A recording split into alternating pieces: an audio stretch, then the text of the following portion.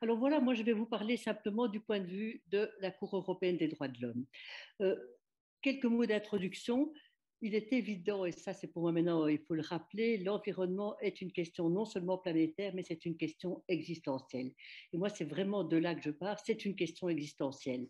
Alors il ne va évidemment pas rappeler ce qui pour moi, je l'espère en tout cas, est une évidence, c'est qu'il y a des liens, des relations évidentes entre droits humains et environnement. Ça me semble acquis, mais rien n'est jamais acquis, disons-le. Maintenant, sur le terrain du droit, je trouve qu'il est urgent maintenant de penser des actions. Il y avait je ne sais plus quel philosophe écossais qui disait le temps n'est plus au texte, mais à l'action. Bon, c'est une phrase que je pourrais évidemment avoir inventée moi-même, mais c'est vraiment, il faut penser à l'action, c'est essentiel, et surtout la complémentarité entre les différentes actions. Je trouve qu'il est de plus en plus clair que chaque institution doit prendre sa part dans le cadre de ses compétences et de ses responsabilités. C'est une dimension planétaire, c'est une dimension collective dans laquelle nous sommes tous impliqués. Alors d'un côté, évidemment, il faut des textes, bien sûr, on en a déjà, il y en a beaucoup, mais je dirais, il faut voir s'il n'y a pas encore des angles morts, des boîtes vides dans lesquelles il faut bien sûr mettre des textes dans ce domaine-là. Mais d'un autre côté, et puis ça nous amène vraiment à ce que nous avons discuté aujourd'hui, il faut aussi que les cours et tribunaux nationaux et internationaux prennent leur part. Ils ont un rôle à jouer, ils ont un rôle à jouer dans la protection de l'environnement par des décisions judiciaires. Alors l'un ne passe pas sans l'autre. Je ne veux pas dire que l'action des cours et tribunaux dépasse d'autres actions, mais elle doit prendre son rôle, elle doit jouer son rôle, et je dirais ça, c'est vraiment un point qui aujourd'hui est essentiel. Alors Christian et toi, Corinne, vous avez tous rappelé, je dirais, ce petit chapelet maintenant de décisions judiciaires depuis l'arrêt Ogenda aux Pays-Bas, et puis au Conseil d'État français, et puis maintenant ces fameux arrêts de la Cour constitutionnelle, qui est quand même un coup de tonnerre dans un ciel bleu ou dans un ciel gris. Et en Belgique, il y a actuellement aussi d'affaires pendantes devant les tribunaux exactement sur les mêmes questions. Tu as employé le mot tout à l'heure, Émilie, c'est en cascade. Eh bien ça, on le voit très souvent en matière de droits et de droits humains. Il y a tout d'un coup un bouchon qui saute, et c'est le bouchon Ouganda, ça me semble certain, et que j'ai beaucoup suivi cette affaire Ouganda aux Pays-Bas, parce qu'elle a suivi tous les chemins de la première instance, l'appel au RAD, enfin tout. Et puis à partir de là, c'est comme si on découvrait quelque chose et ça va, j'espère, comme tu dis Corinne, ça va faire des petits, mais je l'espère beaucoup. Je crois que maintenant ce mouvement est lancé et je pense qu'il est d'une certaine manière irréversible. Enfin, je l'espère en tout cas, et qui va continuer à inspirer des tas d'autres choses. J'ai beaucoup aimé ta présentation de l'arrêt de la Cour de Karlsruhe, Émilie, parce que c'est vrai que c'est pas évident du tout. J'avoue ma faiblesse, ma grande limite. Je ne parle pas allemand alors que c'est une langue nationale en Belgique. Et hélas pour moi, je veux dire, pas parce que c'est une langue nationale, mais donc il faut évidemment le lire à fond. Et tu as bien montré combien c'était vraiment révolutionnaire en introduisant cette équité générationnelle. Ça, c'est vraiment un point essentiel. Donc, je vais évidemment je vais le lire à fond, mais c'est vraiment important. Et comme toi, tu as dit aussi, Karine, c'est pas un changement de, Corinne, c'est pas un changement de nature, c'est un changement de degré. Et lorsqu'on est en présence d'un arrêt comme ça, je dirais maintenant, c'est un peu un arrêt iconique. C'est un arrêt iconique et on va tâcher de le développer dans tout ce qu'il y a moyen de faire, et je le ferai certainement. Donc, le rôle de chacun, le rôle des tribunaux, euh, le rôle, non seulement, c'est mon dernier petit point d'intro, c'est aussi par rapport à la Cour européenne des droits de l'homme qui avance qu'à dans ce domaine-là, disons-le franchement.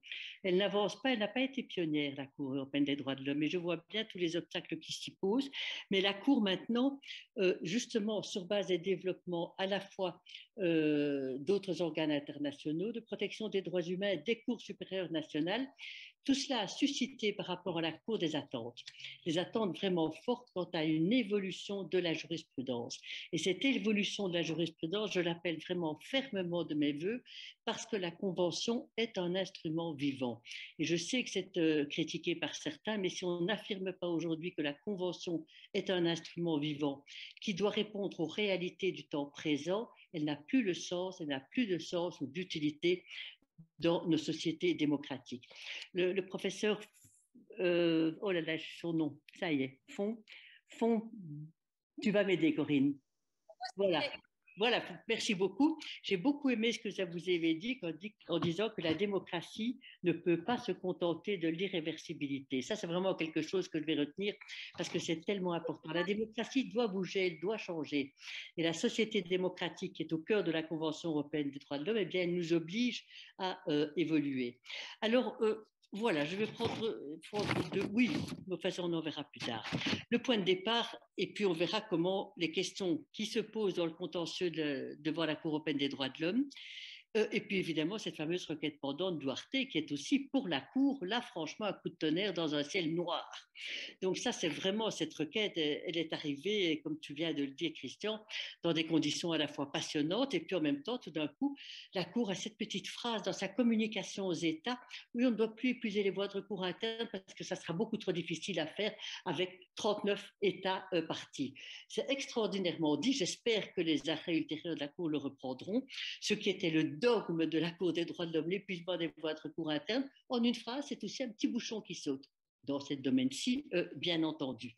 Voilà.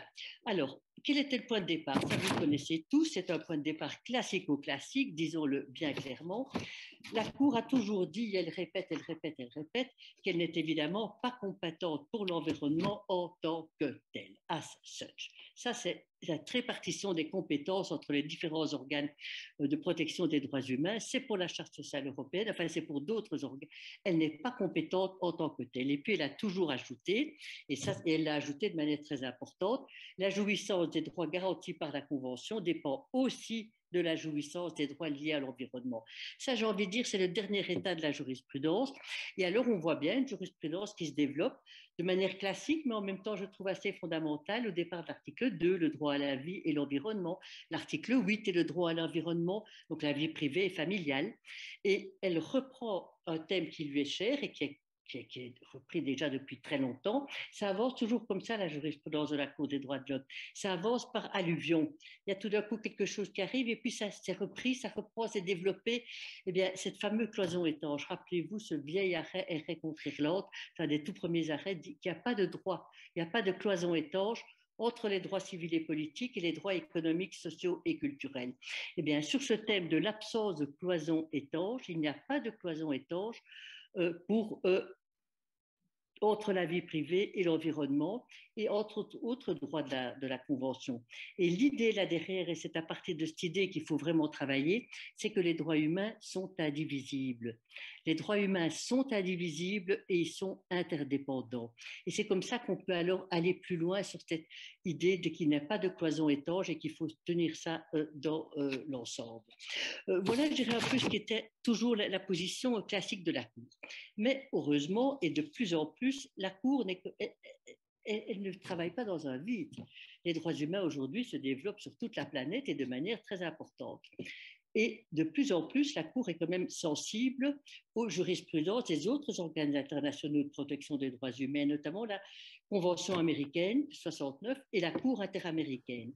Et la Cour interaméricaine appliquant la Convention, son importance est quand même de plus en plus reconnue. Pourquoi? Parce que sur cette question de l'environnement, elle a une approche différente.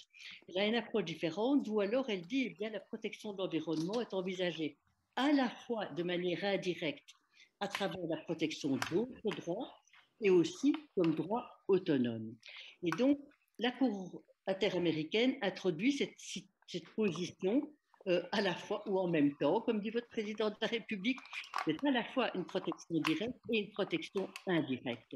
Et alors, elle développe, ça je trouve de manière vraiment intéressante, un environnement sain n'est pas secondaire par rapport aux obligations de l'État, mais c'est un droit en lui-même qui doit être protégé, respecté, mis en œuvre par la loi.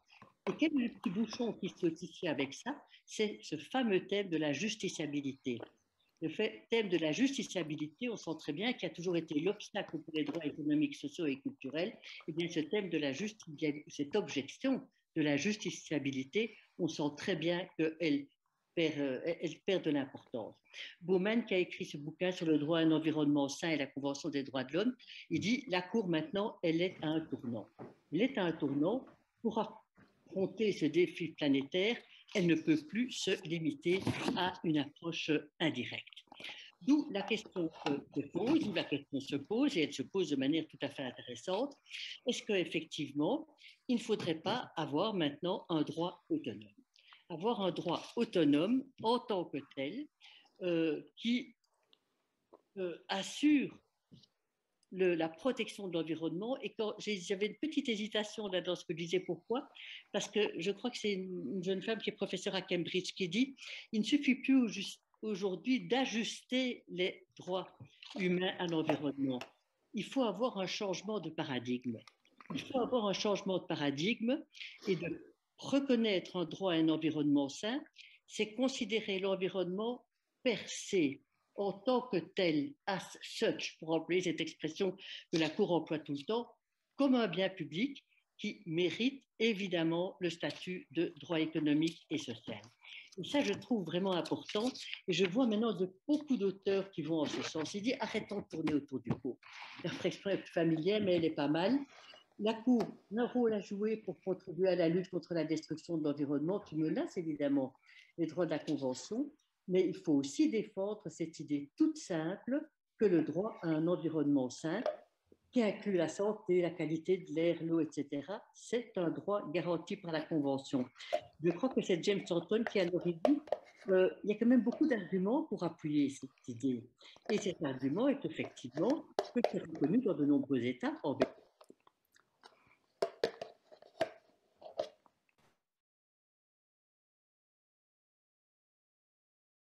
Excusez-moi Françoise, on a dû couper le son parce qu'il y avait quelqu'un qui avait son micro allumé. Pourriez-vous réactiver votre micro, s'il vous plaît? Je vais le faire, voilà. Et je dois recommencer où ça? Au début, non, quand même. Non. Où ça? Où dois-je m'y remettre? Parce que je n'ai pas vu. Juste là, il y a 30, même voilà. pas 20. Donc voilà, donc c'est ce point que je trouvais important. La Cour part pas de compétences en tant que telle. La Cour interaméricaine qui prend une position mixte, disons-le, et puis beaucoup qui disent il ne faut plus ajuster seulement les droits humains à l'environnement, il faut les reconnaître en tant que tels, et plus familièrement, un autre dit il ne faut plus tourner autour du pot. C'est reconnu par des constitutions, il faut que la Cour avance, il est temps de le faire. Il est temps de le faire, un droit autonome. Alors certains disent, bon, il faut un droit autonome à l'environnement, ça je peux accepter, on peut comprendre très très bien. Alors d'autres, et ça je voudrais l'évoquer aussi, d'autres disent non, c'est peut-être pas en ce sens qu'il faut aller, il faudrait maintenant, et c'est le président de l'Assemblée parlementaire du Conseil de l'Europe, puisque je vais m'en tenir évidemment à ça, lui, il dit, c'est Rick Damm, c'est le président de l'Assemblée parlementaire du Conseil de l'Europe, un fin politique, et il dit, au fond, il y a des résistances terribles politiquement en Europe sur ces questions-là. Et bien maintenant, et cette résistance se traduit par des arguments politiques que l'on connaît tous par cœur, ce n'est pas une priorité. Rick Damm s'y dit, bien maintenant, c'est une priorité. Il faut terminer d'avoir cet argument insupportable et aveugle. C'est lui qui le dit. Et il dit, c'est aiguillonné par le judiciaire. Et alors, lui, sa proposition, c'est d'avoir un protocole additionnel à la Convention européenne des droits de l'homme. Oui, ça garantirait un droit individuel à un environnement sain. Oui, ça donnerait de solides fondations à ce protocole, comme sur la propriété, comme les autres protocoles de la Cour. Maintenant, je vois Catherine Lebris dans un article dans la revue trimestrielle des droits de l'homme, elle est plus sceptique et elle dit, je comprends ça, son objection. Elle dit, il y a d'autres voies. Et elle dit, pardon, il ne faut pas simplement une voie individuelle, mais aussi une voie collective. La question de l'environnement, ce n'est pas simplement un droit individuel, mais c'est aussi un droit collectif. Et donc là, je trouve qu'elle a un point, comme disent les Anglais. Elle a un point. C'est une voie plus ambitieuse parce que s'en tenir uniquement à un aspect individuel est sans doute insuffisant. Donc voilà, je dirais, ma première partie de cette petite intervention. Je regarde ces minutes, ça va, j'ai encore un petit peu. Donc pas en tant que telle, la Cour interaméricaine, un droit autonome, oui, ne tournons pas autour du pot, un protocole additionnel, point d'interrogation. La question est sur la table et on doit veiller à ce qu'elle soit sur la table. Il ne faut plus qu'elle tombe de sa chaise. Il faut que l'on continue à discuter cette question-là. Un protocole additionnel, oui, non. La dimension collective me préoccupe et je trouve qu'elle a du sens. Alors, deuxième partie, comment se présenterait un contentieux de l'environnement devant la Cour européenne des droits de l'homme? Il y a à la fois des possibilités, mais il y a aussi des des obstacles ou des difficultés, et comme je les entends un peu à droite à gauche, je vous les renvoie. Premier élément, c'est la question de l'accès à la cour. L'accès à la cour n'est évidemment pas une chose aisée, ça c'est bien clair. Comme ce n'est pas une chose aisée, il faut le reconnaître, d'où la suggestion que je trouve extrêmement intéressante, c'est de dire qu'il faut développer au maximum le rôle des ONG. Il faut examiner au maximum le rôle des ONG, parce que les associations, dans toutes les associations, pourraient précisément aller beaucoup plus loin dans ce domaine-là, et donc il faut que la Cour développe sa jurisprudence en disant qu'il ne faut pas simplement être personnellement victime d'une violation alléguée, mais il faut permettre aux ONG aussi d'introduire une requête au nom des associations. Et là, sur ce point-là, je vois qu'il y a une évolution au sein de la Cour. La crainte qu'elle a toujours de dire attention, les associations, ça va être l'action populariste, je dirais ça, c'est maintenant plus ou moins terminé. Donc là, on voit cette ouverture, c'est absolument certain. Seconde question, c'est une évolution de la jurisprudence sur la notion de victime. Évidemment que la notion de victime doit évoluer. La notion de victime doit absolument évoluer, il faut accepter, et la Cour commence elle aussi à l'accepter. Donc, des évolutions pourraient trouver appui sur des choses qui sont déjà plus ou moins dans le pipeline. La notion de victime potentielle, on l'utilise. On l'utilise souvent, la notion de victime potentielle en matière d'expulsion, bien entendu. Je sais que c'est critiqué, mais voilà, c'est quand même quelque chose, un outil qui existe. Une troisième question qui est souvent évoquée, c'est l'exécution des arrêts. Qu'allons-nous faire avec l'exécution des arrêts? Et ça, je comprends. Un arrêt de la Cour, ce n'est pas une fin en soi. Ça n'a de sens que si un arrêt de la Cour est exécuté, ou plus exactement est mis en œuvre. Alors, la question de la mise en œuvre dans le domaine de l'écologie, de l'environnement, est évidemment très difficile parce que ça pose la question de la réparation. Alors, tout à l'heure, Christian, tu m'as fait tilt parce que tu as dit, au fond, la question des réparations, ce n'est pas un vrai problème. Ce n'est pas un vrai problème, il faudrait donner le franc symbolique ou l'euro symbolique et ça suffirait. Peut-être, il faudrait creuser en tout cas cette affaire-là. Parce qu'au niveau de la réparation, la Cour est évidemment dans une assez grande difficulté, parce que jusqu'où peut-on étendre la restitution in integrum? Ça, c'est certain. La restitution in integrum, qui est un peu le cœur de la réparation devant la Cour européenne des droits de l'homme, comment l'étendre dans des situations de pollution ou de catastrophes écologiques? Quels sont les moyens du comité des ministres pour assurer la mise en œuvre de ça? Et puis j'entendais quelqu'un dans un webinaire organisé par la mission Droit et Justice en disant le problème aussi c'est de pouvoir l'évaluer. Et alors il avait cette phrase que je trouvais assez terrible: le manque d'experts et leur indépendance est un problème réel à ne pas sous-estimer. Ça, j'avoue, quand j'ai vu ça, je me dis, ouh, là, il y a quelque chose qui est quand même important. Donc ça, c'est une difficulté. Un autre point, encore le contentieux devant la Cour, n'ayant pas de compétences as such, la Cour, alors, elle a fait ce qu'elle fait dans beaucoup de contentieux, elle tâche de tourner autour de la difficulté et de trouver des mesures compensatoires. Et les mesures compensatoires, c'est précisément de reconnaître qu'à un droit substantiel s'ajoutent aussi des garanties d'ordre procédural. Et alors, c'est tout ce qu'elle appelle une démocratie environnementale. Et ça, c'est un thème que la Cour aime bien développer, une démocratie environnementale à travers toute une série de garanties d'ordre procédural, ces fameuses garanties qui sont inscrites dans la Convention de Aarhus, qui ne sont pas du tout mises en œuvre, disons-le bien clairement. Mais toutes ces garanties, c'est effectivement d'améliorer l'accès, l'information, la participation au processus de décision, pouvoir saisir la justice, donc faciliter l'accès. Donc ça, c'est la Cour qui, elle tente à partir de là de tourner la difficulté, et je crois qu'on ne peut pas du tout, il faudrait continuer à développer cette démocratie environnementale. C'est un aspect qui peut paraître secondaire, mais moi qui me paraît quand même tout à fait importante. Et puis le dernier point, et ça c'est la Cour là devra évoluer, c'est certain, et tu l'as dit, vous l'avez dit tout à l'heure dans une intervention, il faut développer les obligations positives. Il faut développer les obligations positives, c'est quelque chose qui est dans le patrimoine de la Cour depuis l'arrêt Marx il y a je ne sais combien d'années. Donc les obligations positives, ça c'est vraiment un outil qui maintenant devrait être utilisé. prendre effectivement le droit à la vie et les générations positives comme une obligation positive auxquelles les États sont tenus. Et moi, je vois une ouverture à travers les obligations positives qui me semblerait vraiment, vraiment importante. Évidemment, la Cour, qu'est-ce qu'elle doit faire là comme petit chemin? Eh bien, elle doit aller de plus en plus loin sur le thème de l'interprétation évolutive. Il faut qu'elle l'accepte. Et je sais que c'est critiqué. Ça, certains vont continuer à dire, mais je crois qu'à un moment donné, il faut assumer ou en tout cas affronter la contradiction.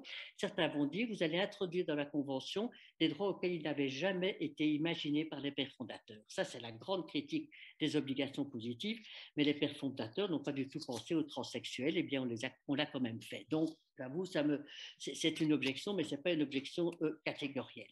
Moi, je crois qu'on doit continuer à aller sur le thème de l'interprétation ouverte, évolutive, dynamique, pour que la Convention ait un sens dans le droit présent.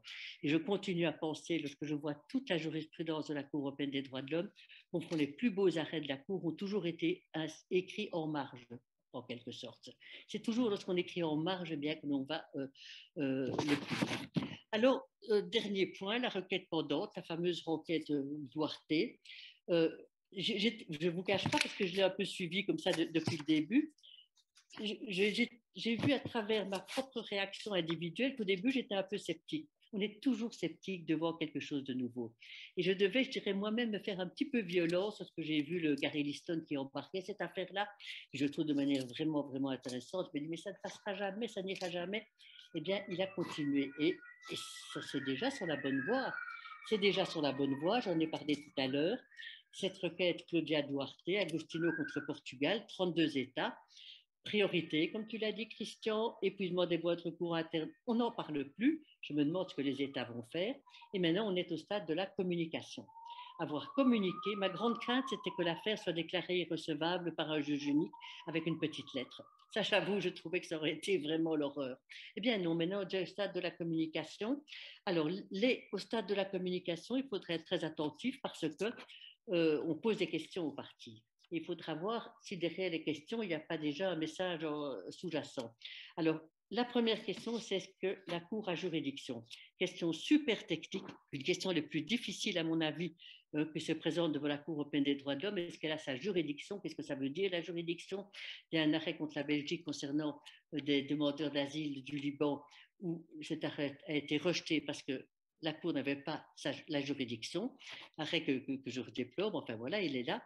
Donc ça, c'est la question de la juridiction qui va évidemment peser. Donc il faudra que tous les juristes, les fins juristes qui, au niveau du droit international, vont décrypter ça, qui apporter des observations sur cette question de juridiction. Et puis les autres questions sont plus classiques. Est-ce qu'il y a une violation du droit à la vie? Est-ce qu'il y a une violation de la santé? Est-ce qu'il y a, enfin, la violation des droits substantiels. Voilà, ma chère Émilie, un peu ce que je voulais dire où on en est aujourd'hui en ce qui concerne la Cour. C'est fondamental, c'est existentiel, c'est planétaire.